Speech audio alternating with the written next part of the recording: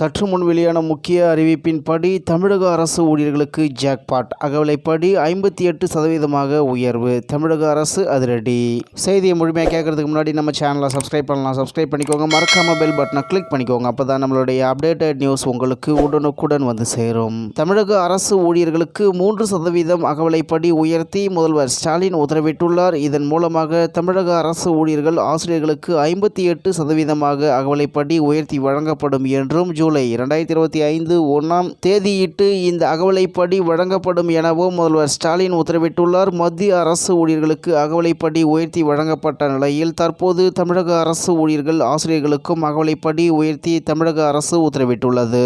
அதன்படி தமிழ்நாடு அரசு அலுவலர்கள் மற்றும் ஆசிரியர்களுக்கு 55% உள்ள அகவிலைப்படியை 1/7/2025 முதல் 58% உயர்த்தி வழங்கப்படும் என முதல்வர் ஸ்டாலின் உத்தரவிட்டுள்ளார். இது தொடர்பாக தமிழக அரசு வெளியிட்டுள்ள அறிவிப்பில் கூறப்பட்டுள்ளதாவது: தமிழ்நாட்டு மக்கள் நலனில் அன்பும் அக்கறையும் கொண்டு பல சீரிய முன்னோடி நலத்திட்டங்களை தீட்டி தமிழ்நாடு அரசு செயல்படுத்தி வருகின்றது. மக்களுக்காக வகுக்கப்படும் பல்வேறு நலத்திட்டங்களை தீட்டுவதிலும் அத்திட்டங்களை முழுமையாக மக்களிடம் கொண்டு சேர்க்கும் வகையில் களப்பணியாற்றுவதிலும் முக்கிய பங்கு வகிப்பவர்கள் அரசு அலுவலர்கள் மற்றும் ஆசிரியர்கள். அத்தகைய அரசு அலுவலர்கள் மற்றும் ஆசிரியர்களின் நலனை இவ்வரசு கருத்தில் கொண்டு மாநில அரசு அலுவலர்கள் மற்றும் ஆசிரியர்கள் பயன்பெறும் வகையில் முதல்வர் திரு மு.க. ஸ்டாலின் 1/7/2025 முதல் மாநில அரசு பணியாளர்களுக்கும் ஒன்றிய அரசு அறிவித்துள்ள அகவிலைப்படிக்கு இணையாக உயர்த்தி வழங்கிட ஆணையிட்டுள்ளார்கள்.